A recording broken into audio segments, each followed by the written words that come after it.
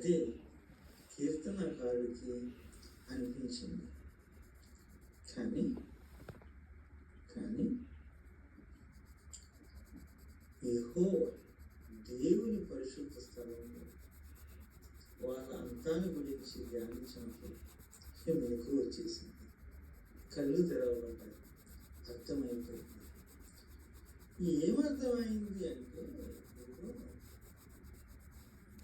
మనకి నీతి మంతుడికి దేవుడు సమీపం, నీతిహీనులకి వారి యొక్క అంతం సమీపం. మన రోజులు వచ్చేసింది.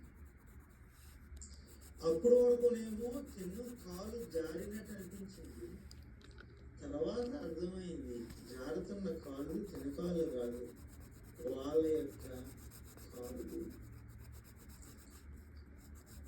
ఏమర్థమైంది? అప్పటివరకు నాకు తెలుగు అనుకున్నాడు. లేదు, పశుత్వాన్ని తెలివిలోనే ఉంది, బుద్ధిలోనే ఉంది. పనికిమాలిన యొక్క వాళ్ళ యొక్క ఆస్తుల గురించి, అంతస్తుల గురించి, ఏ దానికైతే విలువ లేదో, విలువ లేని వాటి గురించి నేను చూసి అసూయపడ్డాను. నా ఆస్తి, నా సొంతం, నా స్వాస్థ్యం, నా ఆశ్రయ దొరకదు.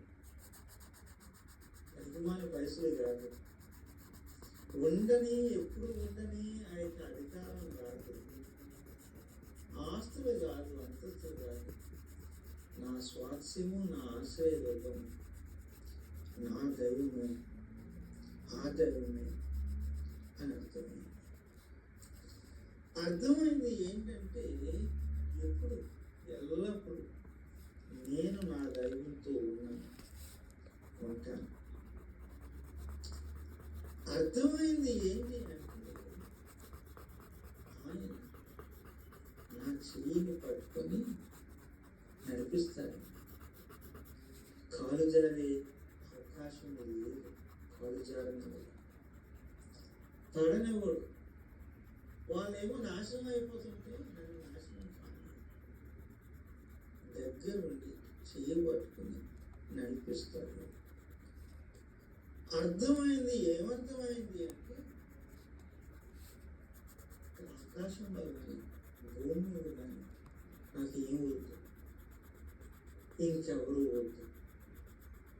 ఆ దైవమే, నా దైవమే నాకు కావాలి. అర్థమైంది. నా హృదయానికి ఆ దైవమే ఆశ్రయ దుర్గమని అర్థమైంది. ఏంటంటే, ఆ దైవం మంచు శుద్ధ హృదయ ఇశ్రాయేలు.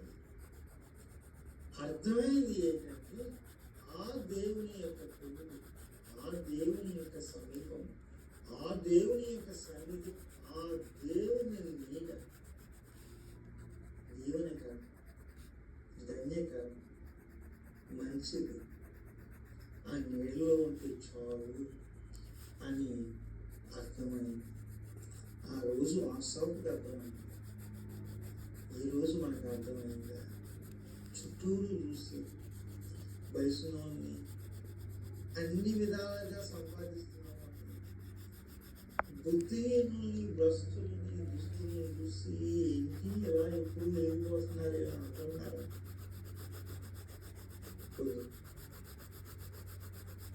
దేవుని రండి, దేవుని ఎవరికి రండి.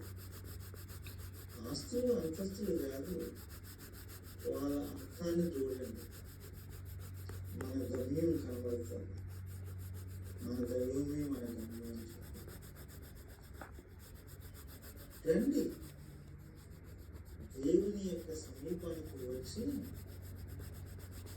చూడండి. వేరే కంటితో